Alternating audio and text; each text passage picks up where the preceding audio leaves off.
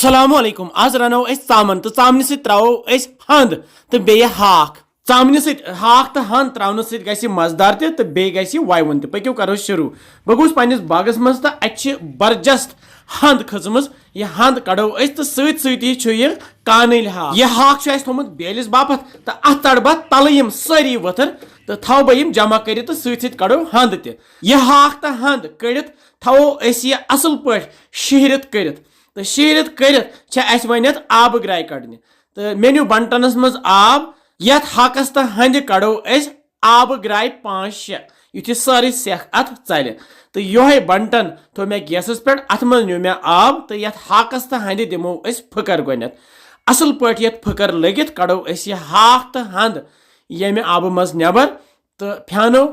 यथ यह आब यह हाक तो हंद त्रो मे फकर दित यथ मिक्सी जारस मज तो मिक्सर ग्राइंडर इस्तेमाल कर बनाओ अस यथ पेस्ट फकर दित हेको अस दगित रनित मगर यिथ कन ज्यादा असल गसान यह मे नी यह तव तय मज त्राव बह तिलस 2 चमच बड़ी यह मे गोन थोमुत तील कड़ित तो युस हाकस तो हंद बनो पेस्ट यह त्राव बह ये तिलस मज तो तलवन यह हंद तो हाक ये तिलस मज युत काल यह पूर पे कसन यह सती त्रावोस यह रोहन चमच अख बे त्रावोस सब्ज अलग बे त्रावोस यह दालचीन प्यूत बे त्रावोस रंग फल 2-3 बह त्राव यह दानवल पाउडर 1 चमच बे त्रावोस यह गरम मसाला पाउडर 1 चमच बे त्रावोस लिद्र चमच ओड बह त्राव यथ बादान पाउडर 1 चमच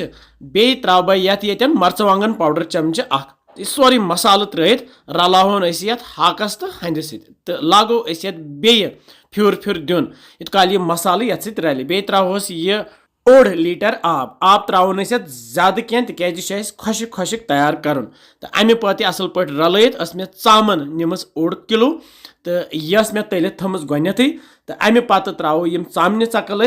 यह हंद तो हाकस सत तुह बनजो यह जरूरी तो पे लिखो कमेंट सेक्शनस मज क्युत बासो तुह यह सुन असल पे रलित वन नून त्रो पे हिसाब कह खेवान कम कह खेवान ज्यादा बह त्रा लकट लकट 2 चमच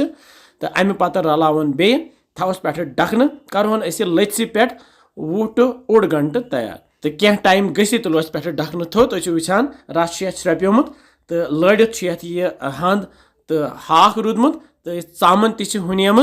तो वारिया असल मे न्यू यह बान तो ये बानस मज फिरो तो खेमो अस गर्मा गर्म ततिस बतस सत या अगर चोट खेवान चो सको खेत तो ये लेखान कमेंट सेक्शनस मज कत पे वुचान तुम सन वीडियोस तो किस बसान तुम सान रेसिपीज अगर तुह रस पसंद तुम हेकू ये रस कतरहना कर तो पत बतस सत खेत यह हंद तो हाक हेको चामन बगैर तन चामन त्रो मे अव मूजूब तिज